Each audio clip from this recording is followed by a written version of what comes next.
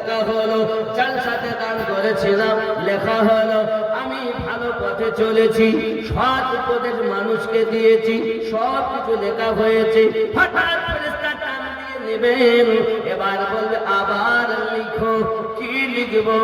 দুনিয়ায় যত মন্দ কাজ করেছো লেখো, কত সিনেমা দেখেছো লেখো, কত মদ খেয়েছো লেখো, কত গাঁজা খেয়েছো লেখো, কত জমি আইতেলে চাষ করেছো লেখো, কত নামাজ কাজা করেছো লেখো, নিজের স্বামী বাদ দিয়ে অপর ছেলের দিকে কত লাইনে ভালোবাসা করেছিলে লেখো, নিজের স্ত্রী বাদ দিয়ে অপরের মেয়েকে নিয়ে হোটেলে রাত কাটিয়েছিলে লেখো। এখানকার ছেলেরা সব করে না, ভালো। কত নেতা দেখবেন বউ বাদ দিয়ে হোটেলে প্রেমিকা নিয়ে থাকে। কি মনে করছেন আমি বলি না ওদের কথা? তবে আমার জানা শতাধিক আছে, কত নেতা, এই পার্টির নেতা বউ বাদ দিয়ে চলে যায়, কথা বললেই মানে গাদালা করছে বলছে বাস্তব। আপনি চাইলেন ফটো কোনটা দেখাতে পারেন, একজন মেয়ে দিয়েছে 100 টাকা, কবুল করেন যদি বলি আমি। মনে করছেন মাওলানা বলে কিছু বোঝে না। আচ্ছা, ভাদের বিবি, ভাদের বউ মানে ছোট ভাইয়ের স্ত্রী নাম কি বড় ভাই জানে না? 3 ভাই, ভালো করে বুঝবেন, আমি উপমাতে বোঝাচ্ছি। 3 ভাই, মেজ ভাইয়ের স্ত্রী তার নাম কি বড় ভাই জানে তো? ওকে ভাসুর বলে। আপনাদের কি বলে? ভাসুর বলে না? তা ভাসুর তো ভাদের বিবির নাম জানে, ভাদের বহুর নাম জানে, কিন্তু বলে না। এবং ভাদের বউ ভাসুরের নাম জানে, লজ্জায় ধরে না। মনে করছি মন্দিরে দাঁড়িয়ে আছে, এরা কিছু বোঝে না, আমরা সব বুঝি, কিন্তু লজ্জায় বলতে পারি।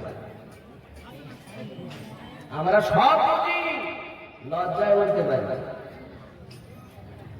লেখো কি কাজ করেছে, তখন বলবে আমি খারাপ কাজ করিনি, মানে ভালোগুলো তো লিখে খারাপগুলো লিখতে চাই।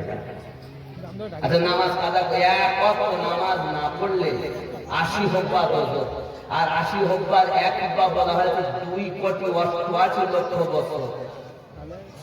1 হুব্বা সমান 2,88,00,000 বছর।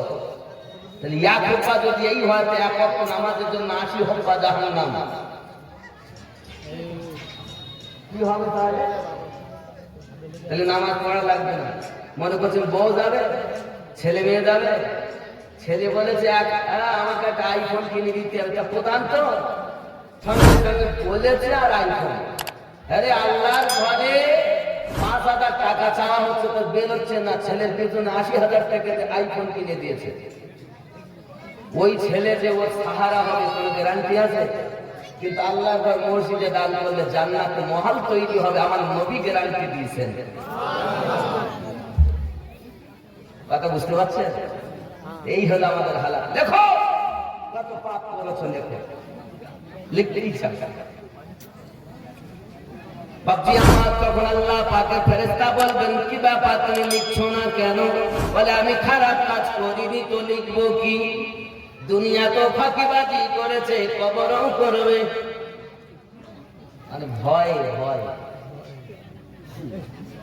আব্বাজি আমার সোনামানিকেরা যখন ওখানে লিখতে যাবে না, মহান আল্লাহ পাকের এমন তার প্রতি বালা নাজিল হবে বাবা, তার হাত আপনার কিনা জবান বন্ধ হয়ে যাবে, হাত তার সাক্ষী দেবে, বলো এই হাত দ্বারা তুমি সুদের টাকা অমুক দিন নিয়েছো কিনা?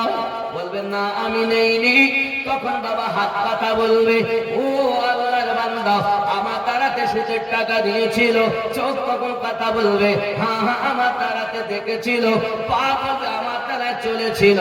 আব্বা আমার কান বলবে আমার তারায় শুনেছিল।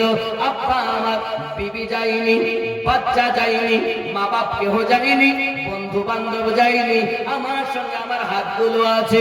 আমি আমিনুদ্দিন বাড়ি থেকে আসার পথে মনে করুন মোবাইলের মাধ্যমে যদি আমি খারাপ কোনো নোংরা ছবি দেখি, চোখ দিয়ে দেখেছি, আমার সাক্ষী আমার চোখ দেবে, আমার সাক্ষী আমার হাত দেবে। বলেন ঠিক কিনা? ঠিক কিনা? তাহলে সাক্ষীগুলো খারাপ না ভালো? সাক্ষীগুলো